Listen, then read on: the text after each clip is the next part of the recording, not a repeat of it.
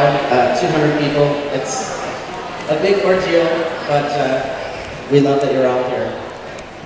So with that, I'm probably just going to ask a general question, and we'll just have each of our guests answer it. So I'm just going to go with a general one, and the mic's on, right? I know.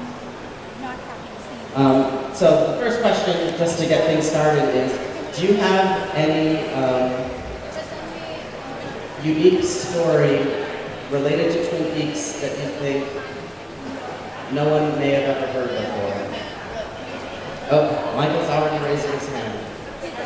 Or there's also, 150 new people here this year, so. Wow, this is really a funny story. True, got too much volume on it. True story.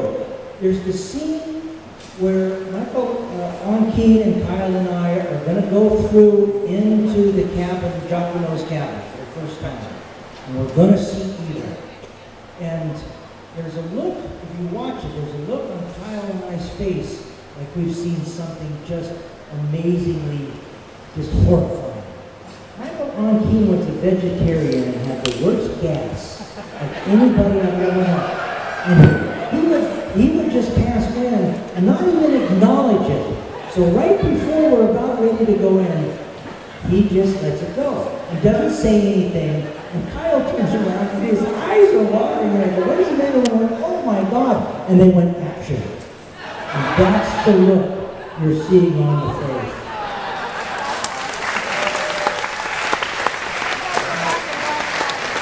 And you guys remember anybody remember when the log was stolen? When somebody stole the log?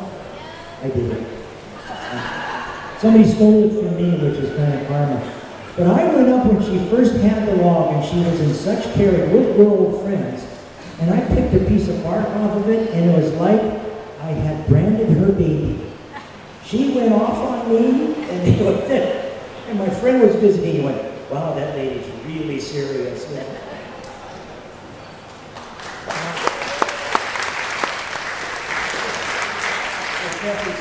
Serious about that, but I remember her back in 1968 when we were doing a production of Three Penny Opera in San Francisco. And we never really found out that we worked that show together. Jack Nance was in it too, until we had finished Fire Walk with Me and we were at the Rat dinner. And that was when we discovered that way back when we actually worked together before. And she was a hoot back then. And I don't know if you know the opera, the Rex Three Penny Opera, but it is a wild production. And we did it in 1968 in San Francisco. That was the summer of love. And so we got really wild with it. And Catherine was right there with us.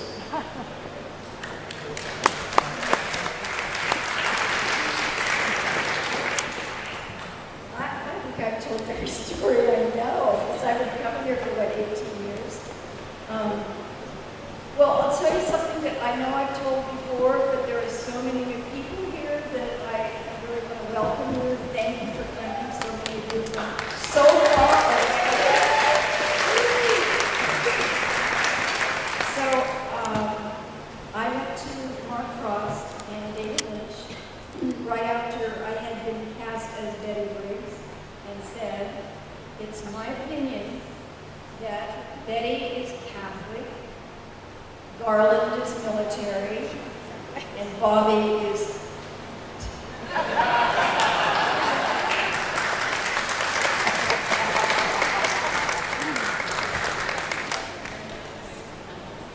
got nothing.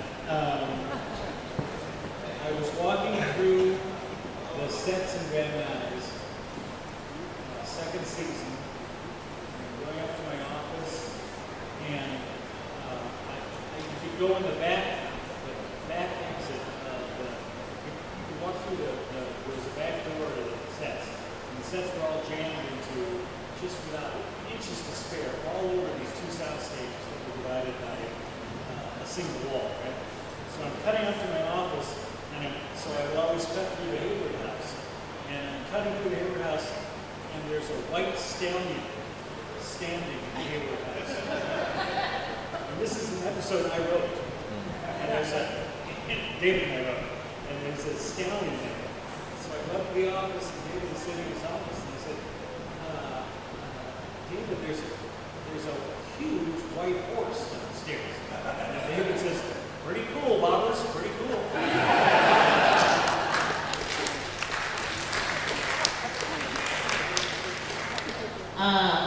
Hard to follow. I guess a story that you probably don't know, in the red room, okay, enter the red room, the chevron floor, the red drapes, little Mike, who's doing his backward talking, and yet he's not really good at backward talking, and he couldn't remember his lines, really. So I was laying behind the sofa, out of camera shot, feeding him his lines. So I was the first to say, let's rock. So let's rock!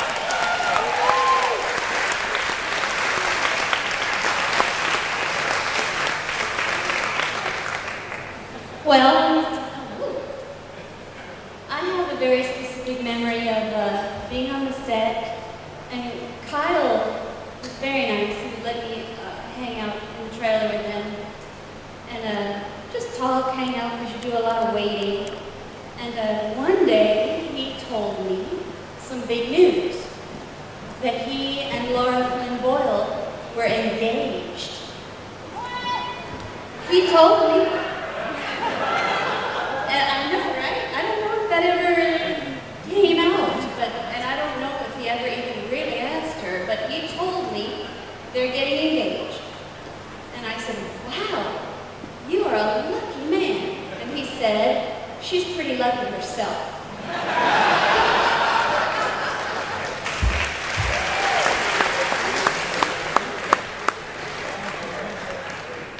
Now, if anyone has questions, what we'll do is just have you stand up and I'll come find you. And if nobody has questions, really, no questions? Oh, there we go. I wasn't looking this way, sorry.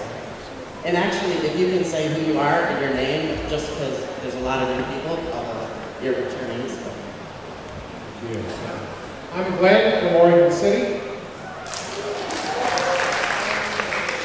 My question is for Charlotte. A little bird told me that you were in a movie with Elvis Presley. What was the name of the movie? And did he really hold your hand? Yes, he did. He did it with CJ, with Elvis and Nancy Sinatra. And I played a waitress whose fiance was studying to be a registered nurse, and we couldn't afford to get married. And I was crying while I was taking his order. And in the movie, he ends up paying for our wedding. And this is in like 1967. And I get married in a mini wedding dress. And my husband has like a bowl on his head, you know, or something like that. What they thought was a legal haircut, but it was like a bowl on his head. It was really weird. And yes, he did. He was so sweet. He, you know, there was a lot of waiting. You wait around a lot. And he brought me a chair. He sat down next to me. He held my hand. He told me all about his mom and going into service, and they were going to go to a funeral, and how bad it felt.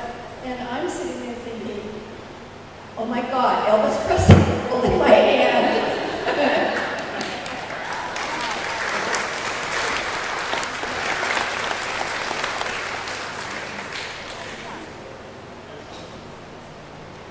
Yes, hello. My name is Chris. I'm from Seattle, Washington. That sounds pretty good, doesn't it? Thank you. Hi! My question is for Robert Engels. I'm really glad that we have all the lovely actors, but I'm also very glad that we have somebody that's one of the creators behind the show and the movie. So my question is kind of a two-parter, but they're connected. what's the deal with Judy? And why are we not going to talk about her? And then any insight you may have as far as projected plans for a third season? Didn't happen, but if you had, where would we have gone with that? Judy is Jill's sister. So that's where the name Judy comes from. And Ron, that they talk about, is Jill's brother. So that's where that comes from. Judy and Ron in the movie are in South America somewhere. And there's a whole, we shot probably, there's probably 20 minutes of footage in South America. There's a hotel corridor that we lit on fire. And the idea was that was part of the story. That's where David Bowie was going. Right? Does that make sense? And there's probably another 20 minutes of David Bowie was filmed, right? So the idea was that he was going to fly. He was suddenly going to be in South America in a room with someone who was locking the doorknob. Josie. Josie was still in the doorknob, and William Merle was in South America, and there was a whole chapter of that we shot a lot of that we never got to. So that's where that is. Season 3 is funny because when you do a television show, you somewhere in the middle of the second season, no matter if you're on, Doogie Howser or Gravity Falls for Disney, whatever it is. You're always thinking, if you get picked up, we'll do something. What should we do? You naturally talk that way, right? So, what's the third season? So there were never any formal plans of what it would be, but everybody had different ideas, of how you could keep telling the story. Not to make such a long-winded answer, but the big problem was that, as you guys I'm sure know, that the murder was never supposed to be solved, right? That was the thrust of everything, right? There's only there was only one series that David was really familiar with, and that was The Fugitive, right?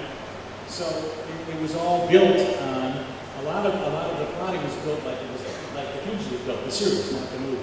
So once the murder was solved, Wyndham Earle had to come in earlier, right? And we had to change how that worked. So as much as that was planned, once the murder was gone, so much of the series, the essence of the series had to change by definition. Because if you watch the series up till solving the murder, you could watch the whole series, and every person in the series is guilty about how Laura died. That's how we designed all the scenes. Everything is driven by that, right? Or you're not guilty. If you're Ben Horn, you don't give a shit. But that's the way to do it, right? So that if Ben is talking to Bobby, Ben doesn't give a shit, and Bobby feels bad, right? And you saw in the movie last night, Bobby has good reason to feel bad. So all of that fell out. So then you had how we ended the second season, and you try to figure out what happens in the third. So it was the discussions were pretty scattered.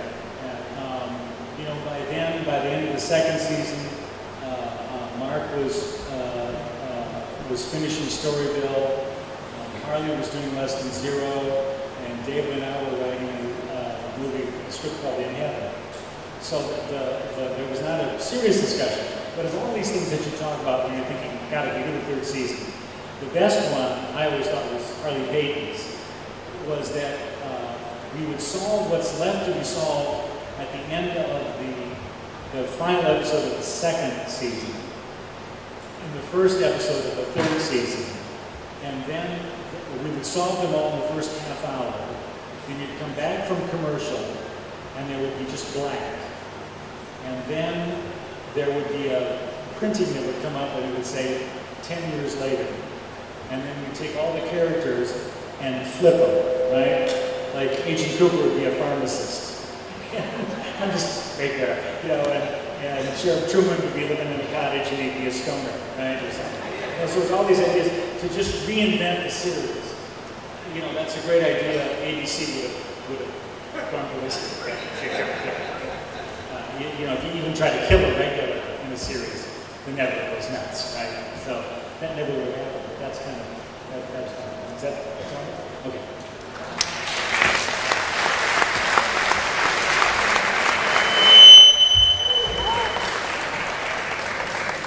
Sorry about that. That was this mic, not that one.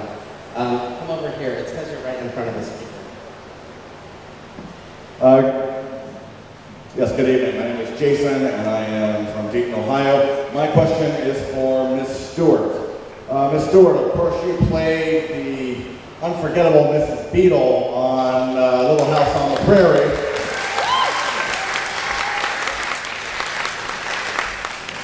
And even though this is completely unrelated to Twin Peaks, I also am a huge fan of Little House on the Prairie. So I just have to ask, do you have one all-time favorite memory of working on that show?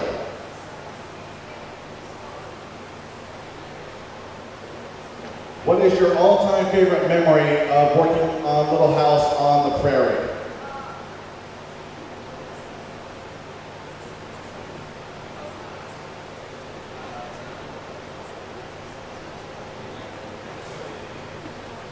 Yes. Thank you. The question was, what was my favorite story on Little House on the Prairie, my favorite episode? I liked them all, really. I really had a wonderful time there. But my favorite episode, I think, was when, and I don't think I was even in this one, but it's one of my favorites, is when Laura pushes Nellie down the hill in a wheelchair. It's very funny. It's very funny. By the way, I just got off the road with Allison Arthur, who played Nellie. She's touring with her one-woman show called Memoirs of a Prairie Bitch, or How I Learned to Love to Be Hated, and it's fantastic. And she's also written a book with that title, so if you get a chance, get the book. It's fantastic. But another episode that I did like was called Here Come the Brides, and it's where Miss Beadle marries the pig farmer, and Nellie elopes with his son. And we have a double wedding. And then her mother comes and gets her and has her unmarried. And but it was good. I cherish that show. I'm on the road with that now. I just got back from Minnesota. Next week I'll be in Mumford, New York. And then I'm going to Missouri. And there's fans of Little House on the Prairie all over the world. We're in 120 countries. So it's pretty amazing. Almost 45 years later. It's pretty amazing. Thank you.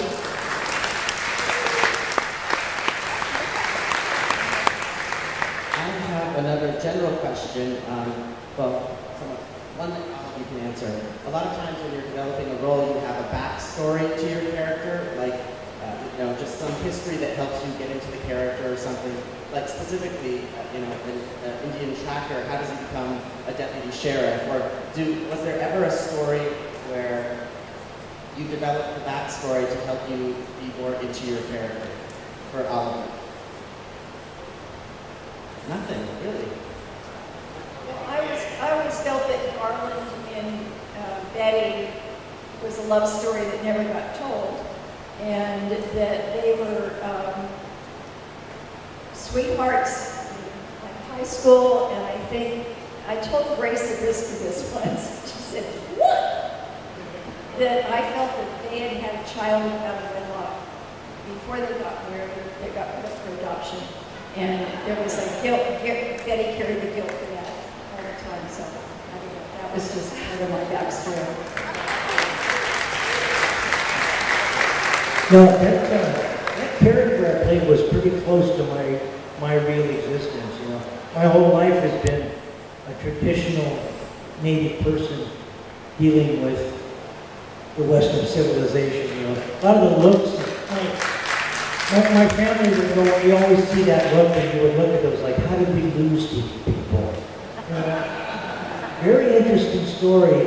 At the end, when we're trying to get Bob out of Laura's dad, to Native people, you don't really mess with calling that kind of people, whether it's a movie or not. And they said, well, somebody should go for help. And I went, I'll go. Because I really did not want to do that. You know, I was really glad because you just don't. But a lot of that stuff was my own. Really funny story is when we have the rocks and we're going to throw the rocks, David says, go put on these oven mitts. And I went, what? Why? And he goes, I just want to see you in oven mitts. But I don't know if does anybody know what that meant? The oven mitts? It was kung fu.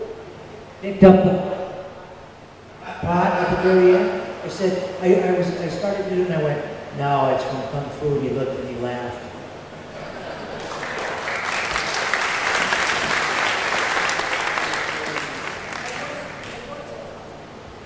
I was a tracker. My dad's an outfitter. I was a tracker. My uncles were trackers, so I actually kind of grew up with them. I'm afraid there's nothing in my background. Yeah, absolutely nothing. But it was handy to have a formal theater training, doing Shakespeare and just doing a whole variety of different things. And I can certainly understand Bob's concern about ABC.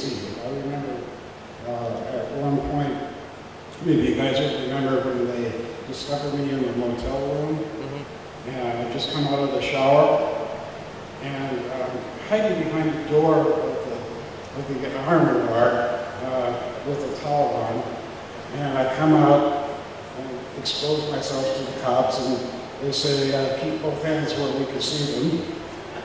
Is that your line? Yeah, that was a great line.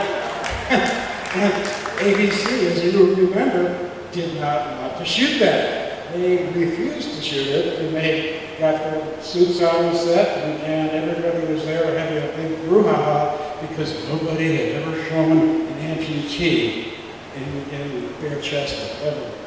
So, yeah, and they refused to do it. That was a very courageous thing to do. That was the first.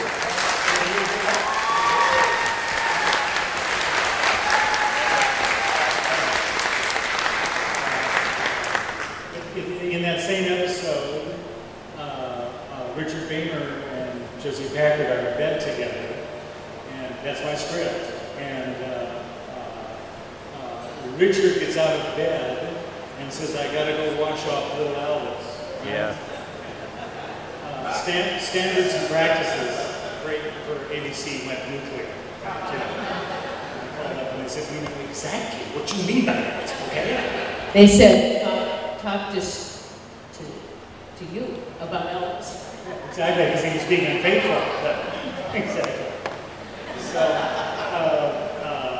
So what we did was, if you remember, he gets out of bed and he picks up a little focus of Elvis and says, I gotta go wash little Elvis off, right?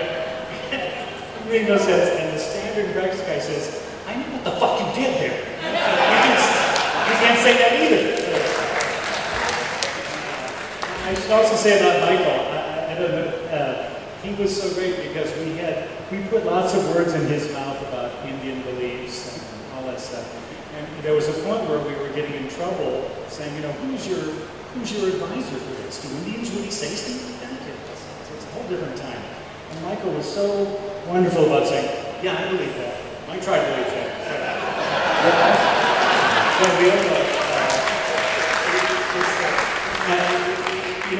It was a different time, and that was not a small thing. That Michael was so sincere about whatever the bullshit we were making up. It was pretty wonderful. One other thing that I was about actors, Richard Boehmer and Russ Tamblyn sang Happy Birthday in an episode, right? And that was not supposed to happen, but that was one of the episodes I was in charge of. So I said, you guys have to sing Happy Birthday. And that was the first time they'd sung together since West Side Story.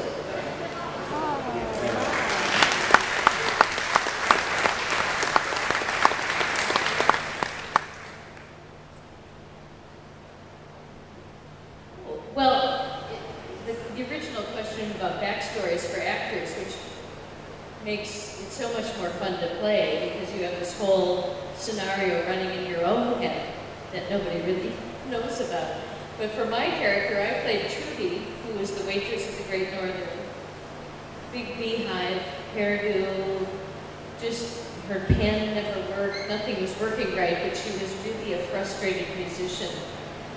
And subsequently, during that whole scene when the Icelandic folks came to town, I got to play the piano and sing, which is really what I do. So it was a wonderful thing to be able to do that. I learned how to sing Home on the Range in Icelandic. Everybody, how to say, hey, okay, no. But I still remember. So it was sort of like a dream come true for me because my actual backstory was coming to life. So I thank you for that, and you know me too.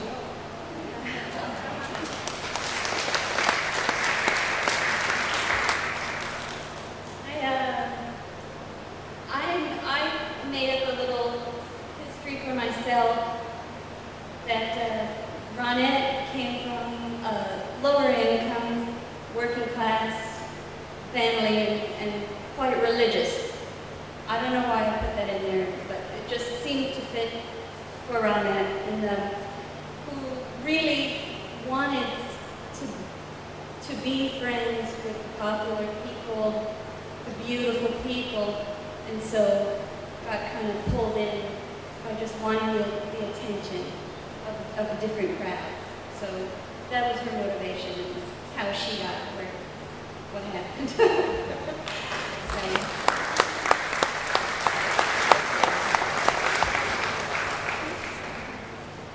And Grace Zabriskie, who was a method actor, had a whole notebook about her character, right? So I was the low man on the totem pole when we started the series. I mean, all our offices were right in a row. I'm over here, and they go like this, right? So Grace comes up one day with her notebook, and she wants everybody to read it. Dave passes it to Mark, passes it to Harley, passes it to me, and I had to sit with Grace and read this notebook. It was like 12 pages of handwritten things. Actors.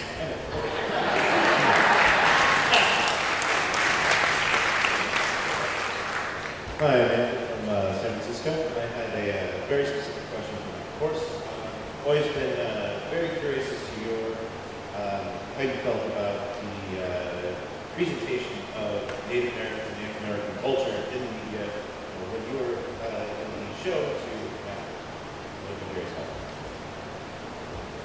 Well, it was really interesting, you know, I mean, growing up just watching these horrid portrayals, usually by non-Indian people, you know, of no sense of humor, no, you know, the whole Tonto stereotype. That's what was so interesting about Twin Peaks, is it did away with some stereotypes and held mirrors up to others. And Native people all over the country just loved it, because it was the first time they saw somebody with a sense of humor, somebody with an education, you know. You know, both as an artist and as a native actor, you don't get chances, especially in television, to do art like this. It really means